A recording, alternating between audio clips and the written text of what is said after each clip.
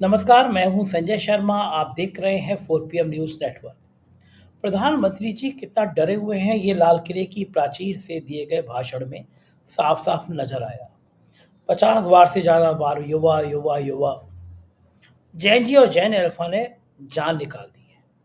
दैनिक भास्कर के राजनीतिक संपादक केपी मलिक ने उससे बातचीत में कहा कि ये पहली बार प्रधानमंत्री जी इतना डरे हुए नजर आए। लड़खड़ा रहे थे, फ्लैग गलत लगा लिया था शर्ट पे, उसको ट्रोल हो रहे थे, लोग मज़ाक उड़ा रहे थे और एक नया शब्द वो नक्सली निकाला है, दिमागी नक्सली। जो सवाल पूछे वो पाकिस्तान का है, वो टुकड़े-टुकड़े गैंग का है, वो नक्सली है। इसकी भी लोग मज़ाक उड़ा रहे हैं। बहुत बढ़िया चित्रण किया है केपी मलिक साहब ने, मैं उनके पास लेके चलता हूँ। पूरी बातचीत सुनेंगे तो आपको अच्छा लगेगा। ज़रूर और ध्यान से सुनिए, पहले चैनल को सब्सक्राइब कर लीजिए और फिर चलिए केपी मलिक की 4 PM न्यूज़ नेटवर्क में बहुत-बहुत स्वागत, आपका हार्दिक अभिनंदन केपी मलिक साहब। बहुत-बहुत धन्यवाद संजय जी, आपका भी और हमारे दर्शकों का भी बहुत-बहुत धन्यवाद, आभार। आज लग रहा है आपके गले में थोड़ी राहत है। आपने मुझे कल कहा था ना काढ़ा बना के पियो, तो मैंने पता नहीं क्या-क्या उसमें डाल-डाल के काढ़ा बनवा के पिया, तो कुछ थोड़ा-सा आज चैन आया। मैं तो डर रहा था कि कोरोना फैल रहा है, कहीं कोरोना ना हो गया हो। आज सुबह ही सुबह मैं सुबह देर में उठता हूँ, लेकिन आज सुबह-सुबह मुझे बड़ा गर्व का महसूस हुआ कि रासाज इंटरनेशनल स्कूल है मुंबई में, तो उनके जो चीफ ट्रस्टी हैं और प्रिंसिपल हैं, उनका न्योता आया कि अब मैं उनके कार्यक्रम में मुख्य अतिथि के रूप में जाऊँ और वहाँ पे ध्वजारोहण करूँ। तो सुबह 6 बजे मैं निकल गया था, दूर है, 1 घंटा दूर है बम्बई में मेरे घर से, और थकान तो बहुत थी, ऑस्ट्रेलिया से लौटा था, लेकिन बच्चों के संग रहने का सानिध्य मैं मौका छोड़ता नहीं हूँ। और फिर वहाँ पे मैंने बच्चों को कहा कि भई तुम देश के भविष्य हो, तुम जैन अल्फ़ा हो, और पूरा हिंदुस्तान में इस समय जैन जी और जैन अल्फ़ा ने क्रांति कर रखी है। लेकिन मुझे पता नहीं था तब तक कि प्रधानमंत्री जी मेरे पीछे पड़ गए हैं हाथ धो के। मतलब मैंने पता नहीं क्या प्रधानमंत्री जी का बिगाड़ा है। आज का भाषण सुन के लगा कि जैसे भाषण मुझ पे ही फ़ोकस हो। अब लोग हँसेंगे देश के कि मैं ऐसा क्यों कह रहा हूँ, मैं समझाता हूँ क्यों कह रहा हूँ। मैं इसलिए कह रहा हूँ कि मैं अपने स्टूडेंट लाइफ़ में बहुत थिएटर किए थे, मुझे बड़ा शौक था थिएटर का। तो मैं नाटक करता था, मैंने नाटक किए हैं स्टूडेंट लाइफ़ में। फिर नाटक के ज़रिए मुझे एक्टिंग का, लिखने का शौक हुआ। मैं कुछ गाने भी लिखता था, कविता लिखता था, फिर बॉलीवुड में काम करने का मौका मिला, फिर पिक्चर बनाई मैंने, सब कुछ लगा लोगों के कर्जा-वर्जा लेके पिक्चर बनाई। पिक्चर का नाम है साहिया, आज मैं विधिवत घोषणा कर रहा हूँ, SAHIY है। साहिया पिक्चर बनाई, बहुत खूबसूरत लव स्टोरी है वो। और सैराट पिक्चर आप सब लोगों ने देखी होगी, सैराट की जो शानदार हीरोइन थी रिंकू राजगुरु, जिसको राष्ट्रीय फिल्म पुरस्कार मिला था वो, और आलिया भट्ट के प्रेमी बने थे गंगू भाई में शांतनु वो, और नीरज कावी जी मुख्य कलाकार हैं, इश्तियाक भाई हैं उसमें। और बड़ी सुंदर लव स्टोरी है वो। सेंसर बोर्ड में गई तो मुझे पता नहीं था कि मोदी जी की भावनाएं वहाँ पहले जा चुकी हैं। सेंसर बोर्ड ने कहा कि साहब ये कुछ कुछ पिक्चर जो है वो थोड़ी नक्सलवाद को प्रभावित लग रही है, अगर ये शूटिंग यूपी में हुई होती तो हम अभी आपको सर्टिफिकेट दे देते। मैंने कहा भाई साहब क्या नक्सलवाद पे अगर प्रभावित लग रही है और यूपी में शूटिंग हो जाती तो इसमें कुछ अलग से सुरखाव के पर लग जाते। भाई झारखंड का जंगल हमने चुना, नेतरहाट एक बहुत सुंदर जगह है। जंगलों के बीच की पूरी ओरिजिनल, हमने ये नहीं कि हम बॉम्बे में सेट लगा लेते, हम वहाँ गए और 1.5 महीने रहे। लोगों ने हमारे फेसबुक पे फ़ोटो देखे होंगे, तो नेतरहाट में शूटिंग करी। तो लेकिन सेंसर बोर्ड ने पिक्चर को अटकाया। देश भर में हल्ला हुआ, तमाम जगह मीडिया में बड़े-बड़े संस्थानों में खबर आई, तो हमारी पिक्चर रिव्यू कमेटी में भेज दी गई कि साहब अब रिव्यू कमेटी इसको निर्णायक फैसला देगी। तब तक प्रधानमंत्री जी मानसिक नक्सलवाद शब्द ले आए। मैं समझ गया कि भैया इस शब्द के आने से पहले सेंसर बोर्ड के लोग समझ गए होंगे कि हमारे प्रधानमंत्री जी किस भावना के तहत आने वाले हैं, इसलिए मेरी पिक्चर में पहले ही नक्सलवाद का रोक लगा दो। ये मैं समझ में नहीं आता कि जो बात करे कि देश में नौकरी नहीं मिल रही, पेपर लीक हो जा रहे हैं, तो वो टुकड़े-टुकड़े गैंग का मेंबर जैसे लोग मुझे कहते हैं। जो बात करे भ्रष्टाचार की, एक्सप्रेसवे के टूट जाने की, उसको लोग कहते हैं कि पाकिस्तान चले जाओ। आज मैं जिस स्कूल में गया, उसके चेयरमैन ट्रस्टी मुसलमान हैं, हाजी रियाज भाई नाम है उनका, प्रिंसिपल मुसलमान हैं, और बच्चों की भी बड़ी आबादी मुस्लिमों की है। मैंने ध्वजारोहण किया, वंदे मातरम शुरू हो गया। मैंने कहा जब वंदे मातरम इतनी शांति के साथ वो मुसलमान चेयरमैन, मुसलमान प्रिंसिपल, बच्चे सब वंदे मातरम गा रहे हैं, देश भावना से डूबे हुए हैं। तो मुझे याद आया कि भाजपा के वो नफरती चिंटू जो वंदे मातरम को मुद्दा बनाते हैं। जैसे मैं आपको बताऊं मलिक साहब कि अगर मैं मुसलमान होता, मैं बड़े आराम से वंदे मातरम गा रहा होता, मन से तमन्ना के संग गा रहा होता, क्योंकि मुसलमानों ने देश के बंटवारे में उनके पास विकल्प था कि वो पाकिस्तान चले जाते, लेकिन उन्होंने इस मिट्टी को चुना और कहा जहाँ पैदा हुए वहीं मरेंगे। देखिए मैं बड़े आराम से वंदे मातरम कह रहा होता, लेकिन कोई डंडा लेके आता कि भारत में रहना होगा तो वंदे मातरम कहना होगा। जो डंडा मेरे सामने रखता, चाकू मेरे सामने रखता, गोली मेरे सामने रखता, मैं तब भी नहीं खाता फिर। और फिर मैं राहत इंदौरी का शेर कहता, सभी का खून है यहाँ की इस मिट्टी में शामिल, किसी के बाप का हिंदुस्तान थोड़ी है। आज मैं तो स्कूल में मुझे लगा कि बड़े आराम से लोग वंदे मातरम कह रहे हैं, लेकिन जब तुम दबाव बनाते हो कि वंदे मातरम कहना होगा, तो लोग कहते हैं किसी के बाप का हिंदुस्तान थोड़ी ना है, सभी का खून है इस मिट्टी में शामिल। तो मैं मलिक साहब ये जानना चाहता हूँ कि चूँकि आप मुझसे ज़्यादा अनुभवी हैं, पार्लियामेंट मैंने तो बहुत कम देखी है, आपने बीसों साल पार्लियामेंट की पत्रकारिता की है। देश के मौजूदा भी कई मंत्री चुपचाप आपसे मिल लेते हैं कि मोदी जी को पता ना चल जाए। आपको बढ़िया-बढ़िया भोजन पे भी न्योता मिल जाता है, मुझे पता है आपका नेटवर्क। बड़े-बड़े ब्यूरोक्रेट आपसे मिल लेते हैं चुपचाप। ये बात अलग है, पहले व्हाट्सएप पे बात कर दिया करते थे, आजकल फेस टाइम पे बात करते हैं आपसे। तो आपकी राजनीतिक गलियारों में, नौकरशाही में बहुत भारी पकड़ है। तो मैं ये जानना चाहता हूँ कि जब प्रधानमंत्री जी बने थे तो उन्होंने कहा था कि दिल्ली में AK-47 अरविंद केजरीवाल के लिए कहा था, तब भी वो नक्सलवाद शब्द निकाल के लाए थे। और आज फिर उन्होंने डरे हुए प्रधानमंत्री ने, एक तो उन्होंने जो तिरंगा लगा रखा था उसको लेकर ट्रोल हो रहे हैं, वो गलत तरीके से थोड़ा सा एंगल बिगड़ गया था उसका, और फिर वो नक्सलवाद का, मानसिक नक्सलवाद का जिक्र ले आए। डरे हुए इसलिए थे कि बार बार भाषण में नौजवान नौजवान जय जी, मतलब ऐसा लग रहा था कि आज प्रधानमंत्री जी का गला सूख रहा है, आवाज अटक रही है। तो मलिक साहब मैं बड़ा हैरान इस बात को लेकर कि ये बार बार टुकड़े टुकड़े गैंग, ये नक्सलवाद, अर्बन नक्सलवाद आ जाता है, कभी कभी मानसिक नक्सलवाद आ जाता है, और कम्युनिस्ट पार्टियों को भी नक्सलवाद से जोड़ देते हैं अब तो लोग। मेरे यहाँ तो वो गोरकी की किताबें रही हैं, मैंने बहुत पढ़ा है, मैंने लेनिन को पढ़ा है। तो मुझे तो लगता है कि कहीं ये भगत सिंह को भी कुछ दिनों बाद नक्सली ना कह दें, क्योंकि भगत सिंह भी लेनिन को बहुत पढ़ते थे। भगत सिंह की जो किताब मैं नास्तिक हूँ, उसका बहुत लंबा चौड़ा अनुवाद है, वो जो इनकी विचारधारा से मेल नहीं खाता। लेकिन ये दिमाग का कीटाणु क्या जैन जी ने, जैन अल्फा ने इतना बिगाड़ दिया कि अब प्रधानमंत्री जी लाल किले की प्राचीर से इतना गड़बड़ा गए। आज का जो भाषण था, आत्मनिर्भर भारत, आत्मनिर्भर भारत, मतलब कान पक गए हैं 2014 से। 25 साल पे आगे की प्लानिंग, 2047 में भारत ऐसा होगा। 84 लाख योनियों में जब मैं मरूंगा तो पता नहीं अगले जन्म में मैं मक्खी होऊंगा, मच्छर होऊंगा, कुत्ता होऊंगा, बिल्ली होऊंगा। मैं अपनी कह रहा हूँ, मोदी जी की नहीं कह रहा। मोदी जी तो हर जन्म में मोदी जी होंगे, लेकिन मैं मरूंगा होता मैं मक्खी हूँ, मच्छर हूँ। तो मोदी जी ये तो तय बात है, कुछ भी कर लें, अगले 25 साल तक तो जिंदा नहीं रहेंगे। मतलब 100 साल और जिंदा रहना थोड़ा मुश्किल काम हो जाता है, मतलब मुझे तो लगता है मैं तो नहीं रह पाऊंगा, इसलिए मुझे लगता है मोदी जी भी नहीं रह पाएंगे। ये अगले 20 साल का बेवकूफ़ी का प्लान, मतलब बेवकूफ़ी में इसलिए कह रहा हूँ, क्षमा चाहूँगा प्रधानमंत्री जी के लिए नहीं कह रहा मैं, लेकिन किसे बेवकूफ़ बना रहे हैं। 2014 में कह रहे थे 2 साल में बुलेट ट्रेन चल जाएगी, 2022 तक हर घर में छत हो जाएगी, सबको रोजगार मिल जाएगा। आज ये नक्सलवाद का नया शगुफा ले आया है। आज के भाषण को लेकर आपका क्या मानना है, ये मैं जानना चाहूंगा मलिक साहब आपसे। देखिए संजय जी, आज प्रधानमंत्री ने लाल किले की प्राचीर से जो भाषण दिया है, वो बहुत महत्वपूर्ण भाषण होता है।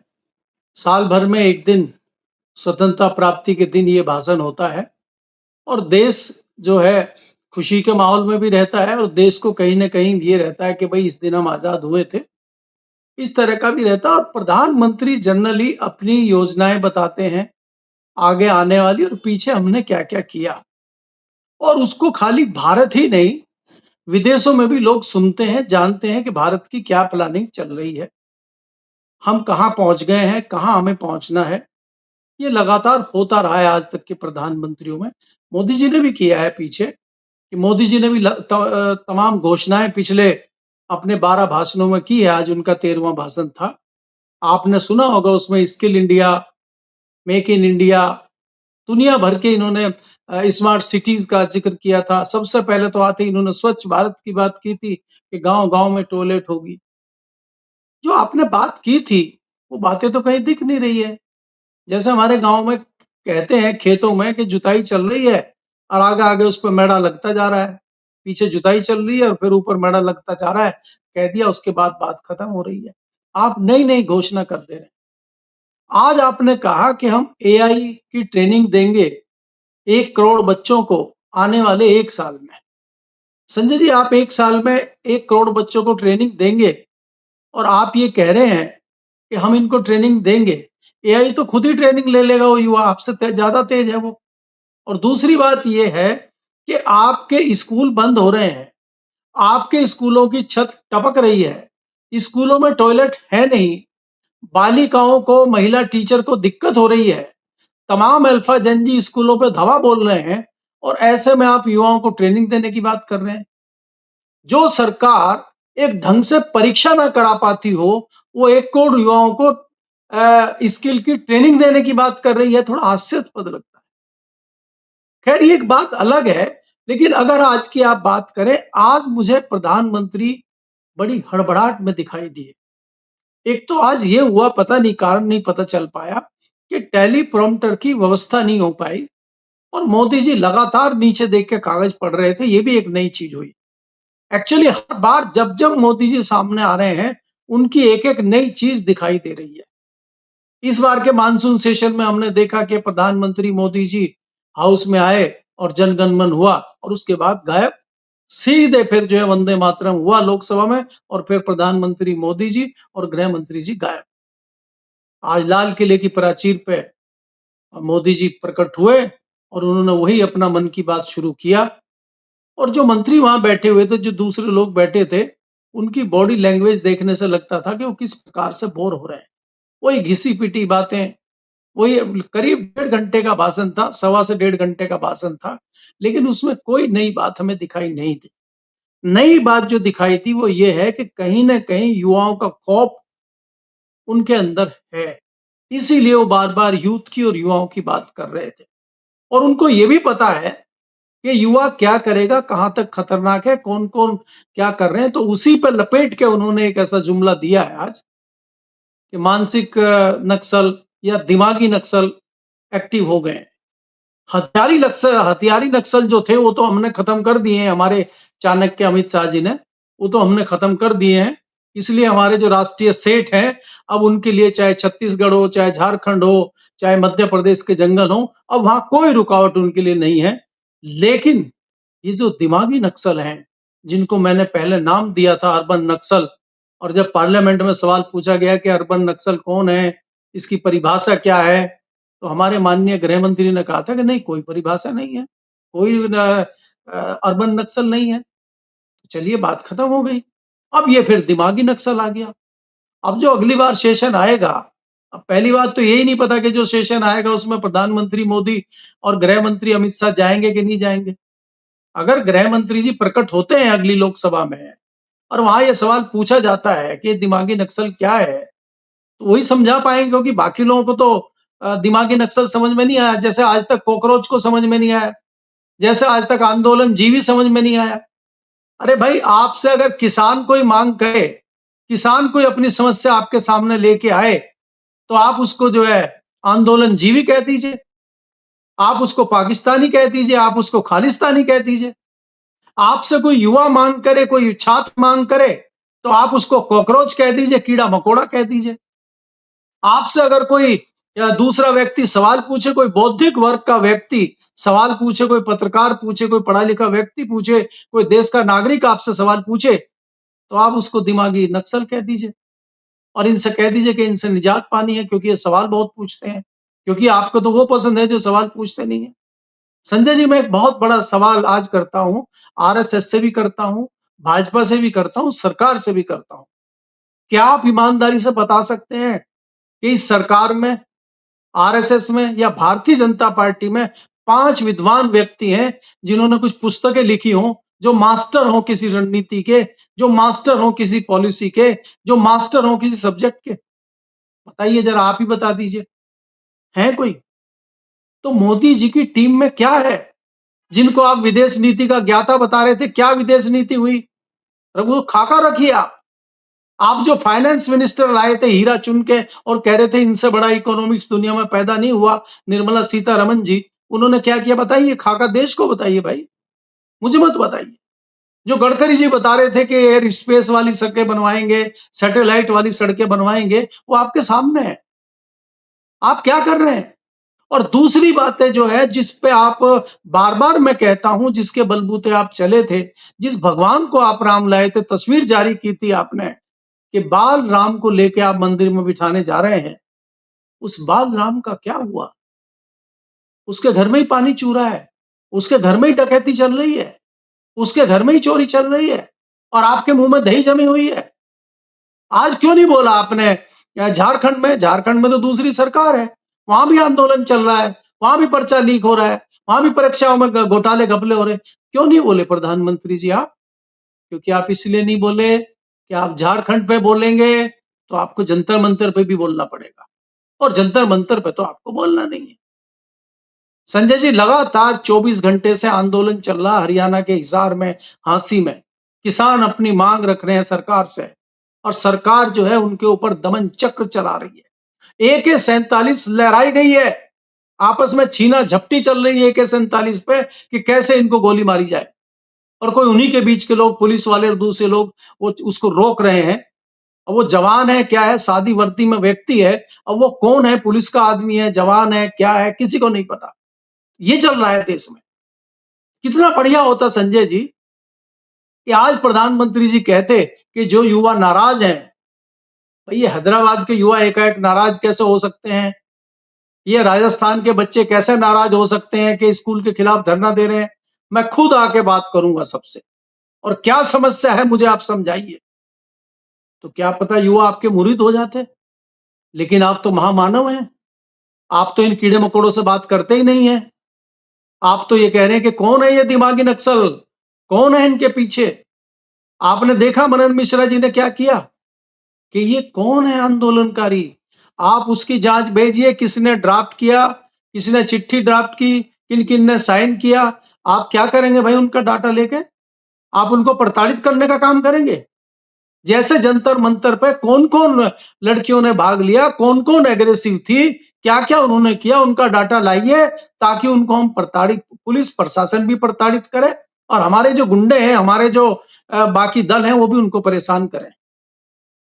क्या आपके पास भी है क्या कि ये जो आप नक्सली, दिमागी नक्सल बता रहे हैं, तो क्या बजरंग दल को भी दिमागी बजरंग दल बताएंगे क्या? उसको भी हथियारी बजरंग दल बताएंगे क्या? तो आपके पास भी तो है हथियारी बजरंग दल। वो कहीं भी घुस जाता है, किसी की भी गाड़ी तोड़ देता है, तो उस पर कैसे कंट्रोल करेंगे? तो बहुत सारे सवाल उठते हैं। प्रधानमंत्री जी से आशा नहीं थी कि वो इस प्रकार का भाषण 1.5 घंटे का देंगे। आपको चीजें कहनी चाहिए थी, कोई दो राय नहीं है। देखिए, आपने कई सेक्टर में बेअंता काम किया, आपने सड़कें बनाई, धड़ाधड़ गाड़ियां खरीदी जा रही हैं, लेकिन किसान, कृषि क्षेत्र का क्या हुआ? दूसरे क्षेत्रों का क्या हुआ? उस पे आप ध्यान नहीं दे पा रहे हैं। तो आपकी पॉलिसियां सारी धरी की धरी रह गई हैं और देश में जिस प्रकार की चीजें चल रही हैं आज की डेट में, उस पे मोदी जी को चिंता करने की आवश्यकता है। तो मुझे लगता है कि ये, चाहे झंडे की बात हो, चाहे वंदे मातरम की बात हो, ये अलहदा बातें हैं, ये कोई इतना महत्व नहीं रखती हैं। आज जिस प्रकार से युवा देश का खड़ा हो गया है, युवा को सबसे पहली दृष्टि में उसको शिक्षा चाहिए, उसको रोजगार चाहिए, उसको काम चाहिए, उसको सवाल पूछने की जो आदत उसकी है, उसको सवालों का जवाब चाहिए और आपको सवालों का जवाब देना होगा। आप ये जो है दिमागी नक्सली कह के, मानसिक नक्सली कह के और आप हथियारी नक्सली कह के, ये इस तरह की जुमलेबाजी करके आप बच नहीं सकते। ये तो हम हमारी उम्र के लोग थे जिनसे आप बच गए या जिनको आप जवाब दे के उलझा दिया, मंदिरों में उलझा दिया, किसी को राशन की लाइन में उलझा दिया। ये लोग उलझने वाले नहीं हैं। जितना आप इनको उलझाने की कोशिश करेंगे, ये उतना ही एग्रेसिव होके आपके पीछे लगेंगे। आप देखिए संजय जी, जो जैन जी कर रहा था, मैं बार-बार कह रहा हूँ कि उससे भी खतरनाक है अल्फा जैन जी। वो उससे भी आगे बढ़ चुका है। वो सुनने को तैयार नहीं है। वो जवाब माँग रहा है, वो अपना हक पूछ रहा है। वो इतनी आसानी से छोड़ने वाला नहीं है। जी। लेकिन एक समस्या और आ रही है, हमारे यहाँ कहावत कही जाती है, गरीब की जोरू सबका भौजाई। जो कमज़ोर होता है उसके ऊपर सब पिल जाते हैं। प्रधानमंत्री जी थोड़े कमज़ोर क्या हुए, सबने अपनी-अपनी तलवारें निकाली। बहुत प्यारा शेर है, दीवार क्या गिरी मेरे कच्चे मकान की, लोगों ने मेरे सहन से रास्ते निकाल लिए। बाबा रामदेव भी भड़क गए हैं। वो कह रहे हैं कि अगर ये जैन जी, जैन अल्फा ये गुस्से में हैं तो खतरनाक है। कौन लोग हैं इनका हक मांग रहे हैं, पेपर लीक हो रहा है, नकल की जा रही है। अचानक बाबा रामदेव तो कह रहे हैं कि मुझे ऐसा मजबूर मत करो कि दोबारा मुझे रामलीला पे आंदोलन करना पड़े। तो ये, अब मैं ये नहीं कहूँगा कि बाबा रामदेव सम्मानित आदमी है कि वो शलवार पहन के इस बार दौड़ेंगे नहीं दौड़ेंगे। लेकिन बाबा रामदेव का ये कहना ये खतरनाक है, और कहीं न कहीं मन की उनकी इच्छाएँ फिर आ रही हैं। एक बार मैंने उनका इंटरव्यू किया था। मैंने पूछा था कि बाबा रामदेव जी के भविष्य के बारे में, तो बाबा रामदेव ने मुझसे कहा कि भई मैं क्यों नहीं बन सकता देश का प्रधानमंत्री? मुझे अभी तक याद है। तो रामदेव जी में भी इच्छा है कि देश का प्रधानमंत्री वो बन जाएँ। लेकिन इस दौर में जब प्रधानमंत्री कमज़ोर हैं, जब लोग कह रहे हैं कि अब बहुत जल्दी वो मोर को दाना ही खिलाएँगे और कुछ बचेगा नहीं उनके बस का, तब बाबा रामदेव भी क्रांति पे आ गए हैं। जब जहाज डूबता है तो चूहे सबसे पहले कूद के भागते हैं। क्या अब जहाज डूब रहा है, क्या लग रहा है आपको? संजय जी, देखिए, पहले तो ये जो आप जुमले और कहावत और जो शेर आधे सुनाते हैं, ये पूरा समझ में जनता के नहीं आता है। देखिए, जैसे आजकल बारिश का मौसम चल रहा है, और क्योंकि हम तो ग्रामीण क्षेत्र से आते हैं, गाँव के व्यक्ति हैं, गाँव की गलियों में पहले कच्चे मिट्टी के मकान होते थे। उन पे बारिश आने से पहले उनकी जो है पुताई होती थी ढंग से, उस पे वो अपना गारा मिट्टी लगा के उनको मजबूत बनाया जाता था। और कई लोगों के मकान कच्ची, अगर लगातार बारिश हो जाए 2-3 दिन, तो वो कच्ची दीवार गिर जाती थी मकान की। तो उसमें कहावत ये है कि दीवार क्या गिरी मेरे कच्चे मकान की, लोगों ने मेरे आंगन से रास्ता बना लिया। अब रास्ता बन गया, अब जब वो अपनी दीवार बना रहा है, फिर लोग आ रहे हैं कि ये तो रास्ता है, तो फंस गया बेचारा वो। तो मोदी जी जो फंसे हैं, अब लोग कह रहे हैं तो रास्ता बन गया है। अब इसीलिए तो रामदेव जी की एंट्री हुई है। रामदेव जी आज तक तो नहीं बोले थे। आज तक तो बहुत बढ़िया बता रहे थे। वो तो देव तुल्य पुरुष बता रहे थे मोदी जी को। वो भी जयकारा लगा रहे थे। लेकिन एकाएक कैसे उनके ज्ञान चक्षु खुले, कैसे भगवान राम उनके सपने में आए। हो सकता है साक्षात भी आ गए उनके सामने, तो क्योंकि वो भी साधु सन्यासी हैं। वो तो हमारे आपके जैसे पापियों के तो सपने में भी आ जाए, बड़ी बात है भगवान राम। लेकिन इनको तो साक्षात दर्शन दे देते हैं। तो हो सकता है बाबा रामदेव को साक्षात दर्शन भगवान राम ने दिए हों, और कहा हो कि भाई जो मेरा अपमान मोदी जी ने किया है, उसका बदला आप ही ले सकते हो, क्योंकि आप इस कैटेगरी के हो। कि मोदी जी के जो साम धाम दंड भेद और पैंतरेबाजी है, वो काफी कुछ आप भी जानते हैं, और आप भी उसमें पैंतरे में करने में निपुण है आप। तो इसलिए हो सकता है दर्शन दिए, और इसलिए जो है बाबा रामदेव ने शुरू किया हो। अब बाबा रामदेव को चिंता हो गई है, और बाबा रामदेव को चिंता बच्चों की हुई है कि भाई आप उनको एजुकेशन नहीं दे रहे, आप उनके स्कूल नहीं बनवा रहे, आप उनकी बात नहीं सुन रहे। तो एकाएक क्या हुआ ये? संजय जी, बहुत सारे लोग दावा कर रहे हैं, मैं दावा तो नहीं करता, लेकिन परिस्थितियां इस प्रकार की बनी हुई हैं। अब कब मौका मिलेगा, कब विपक्ष आएगा, कब युवा आगे आएगा, कई भारी भरकम इस्तीफे भी होंगे। और इसमें ये हो सकता है कि अगर एक बड़ा पिलर गिरता है, तो दूसरा पिलर खड़ा नहीं रह पाएगा। ये मैं कई बार आपको कह चुका हूँ। और दूसरे नंबर के पिलर की गिरने की संभावनाएं बहुत व्याप्त हो चली। तो इसकी आशंका है कि दूसरा पिलर गिर सकता है, क्योंकि प्रेशर अब खाली बाहर से नहीं आ रहा, अंदर से भी प्रेशर आना शुरू हो। तो इसलिए जो हम बार-बार करते थे, अब तो हमें डर लगने लगा है कहने में। हम तो बहुत दिन से कह रहे हैं, लेकिन बात सच होती नहीं है। हालाँकि दिखती बाद में है लोगों को, चल तो बहुत दिनों से रही है। ये कोई मामला एकाएक तो पका नहीं है। आम जब टपक के गिरेगा, तब कहेंगे हाँ, पक गया। लेकिन हमें तो पता है 1 महीने से पक रहा है ये। जिस दिन टपकेगा उस दिन सबको पता लगेगा। भाई, मैं आपको 2024 के चुनाव से पहले से कह रहा हूँ कि भारतीय जनता पार्टी की स्थिति यूपी में बहुत खराब है। जब लोग 50, 60, 70 सीट से नीचे नहीं आ रहे थे, तब हम 20-25 की बात कर रहे थे। तो आज भारतीय जनता पार्टी की 33 सीटें हैं यूपी में। और कुछ सीटें किस प्रकार से लाई गई हैं, वो बखूबी आपको पता है, चाहे वो बनारस की सीट हो, चाहे वो दूसरी कोई सीटें हो। तो 25 सीटें भारतीय जनता पार्टी की यूपी में हैं, तो इसका मतलब आप लगा लीजिए। परिस्थितियां बहुत गंभीर हो चली हैं भारत में। आपको पता है कि जिस प्रकार से हमारे तथाकथित चाणक्य घूमे हैं पिछले दिनों महाराष्ट्र में, तमिलनाडु में, आंध्र प्रदेश में, बाकी जगहों में, वहां से निराश लौटे हैं दिल्ली में। तो वो निराशा बताती है कि समय गंभीर हो चला है और स्थिति बहुत अच्छी नहीं है, परिस्थितियां बहुत अच्छी नहीं है। रामदेव की वाली सूची में लंबी फेरिस्त है, धीरे धीरे सूची आपके सामने आएगी और धीरे धीरे आपको नए नए नाम पता चलेंगे। जी। बिल्कुल ठीक कह रहे हैं मलिक साहब, हालात ऐसे ही नाजुक दिखाई भी दे रहे हैं। बहुत बहुत शुक्रिया, आपने मुझे समय दिया, बातचीत की। Thank you sir. ये देखिए के मलिक जी, पूरी बातचीत अगर आपने सुनी होगी तो लगा होगा आपको कि इस बार प्रधानमंत्री जी नौजवानों से डर गए हैं, असंतुलित हैं। उनको समझ आ गया कि देश भर के जो नौजवान बच्चे खड़े हो गए हैं, जेन जी, जेन अल्फा, छोटे छोटे बच्चे अपनी मांगों के समर्थन में पूरे देश की राजनीति बदल दी है। आपको क्या लगता है, कमेंट करके जरूर बताइएगा। शुक्रिया, थैंक यू।